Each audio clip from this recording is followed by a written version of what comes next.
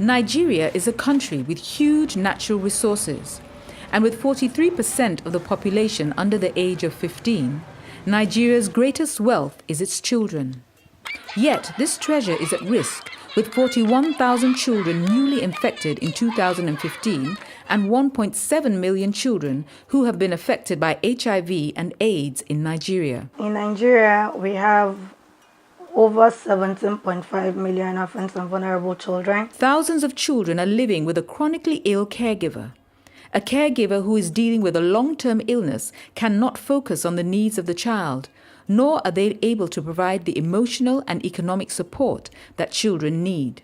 Children experience the stress of their parents' illness and the social stigma and discrimination of being affected by HIV. I have 2 kids. I found out when I was pregnant. When I wanted to start clinic, I was told that they would have to carry out some tests with me. So they later discovered that I was positive, HIV positive. I couldn't be able to work very well then. So I have to demand on my husband. And you know, men, he will do the little one that he can do, the little one he can afford to do. Whatever we see, we will have to eat it together. And if there is nothing, I have to tell him, you know, business is not moving like before due to my condition, but don't worry, I know God will provide. Given the limited treatment centers, households who live in rural areas need to travel to the nearest center and therefore pay more out of pocket to access antiretroviral treatment. Rural populations have to travel farther to reach clinics and experience long wait times to seek care, which all increases travel costs and adds to the burden of care. Even though my drugs finish, I don't have transport to pay to go and collect my drugs.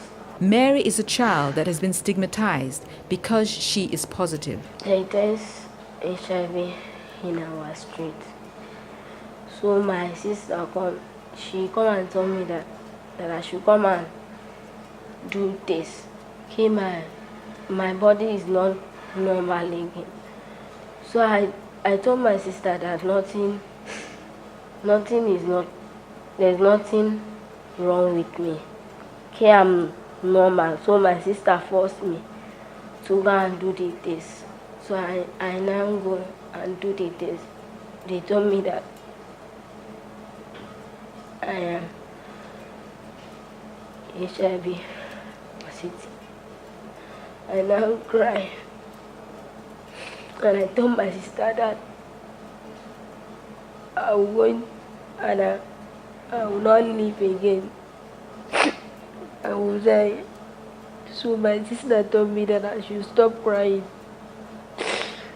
That I should put my hope in God. Some people talk bad words against me. They laugh at me. Even my parents, they laugh at me. They say that I will not live, that I will die. A lot of work has been done by government and partners, including NGOs and community-based organizations, to help and alleviate the situation of these children. We have identified the needs of these orphans in various areas, from health to care, to nutrition, education, social security, and even the issue of empowerment for them to be able to survive. Some AON organizations deal with issues as household economic strengthening, where we teach the caregivers, those are the people looking after the children, the caregivers, how to get skills, how to do things that, could bring income into the family. For those who already have a job or have some kind of trade going on, we also teach them or encourage them, to have some kind of savings. There's what you call the Savings and Loans, Association. I got a lot of support because when I told her what I'm facing, she said, "Am I fashion designer?" I said, "Yes, and I can sew." She gave me one of her clothes to sew for her. She loved the style. People love it. So they have to say, okay, that she don't worry. And they give me machine. So she has to tell people that she's sewing, and she's good. So I've really gained a lot. Since they've given me the machine, my condition have reduced. Even though my husband's situation self has reduced, but it is not like before. We want to buy this, is the one. We want to buy that, is the one. But now, it has been different. I'll put the little one I know that I can afford, and he will also join his own with it. My husband pays their school fees, but I pay for the books. And I also have a girl which I'm sponsoring. So I'm the one paying for the girl's school fees and also her books. Since I know them, they are so kind. They did, even my parents, since they born me, they did not do what they did to me. They helped me and get myself normal again. Through the work of government and community partners, Nigeria has improved the desperate situation for many HIV-affected families. But there are many more, like Agnes and Mrs. Oluo, who need help in Nigeria. We need to actually do something for these children because they are human beings, they are potential leaders of tomorrow. They equally have the rights as human beings to every facility like any other person who is not infected. We have to work on also issue of discrimination for them to access facilities and services wherever they can. Uduak is a child living positively. Uduak is one of the many that still need help. I was living with my mother. So one day, my mother now told me I should go and live with my grandma. And in the night, I wake up early and I cannot see them again. I didn't even see my father, my mother. Up to today, I've not seen my father. So I always walk with my friend and go to his house and go and help them doing something.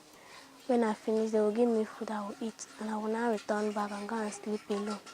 So one day, this auntie come and call me and ask about my parents, and I tell her that I don't see them.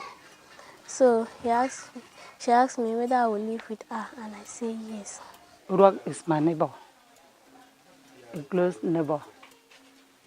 When she has a mother and father, but the parents abandoned her. I didn't even understand when they said I should go and be with my grandma. I didn't even understand what they're trying to do. So I wake up, I go and see them. They just left her. How she moving up and down. And I meet her.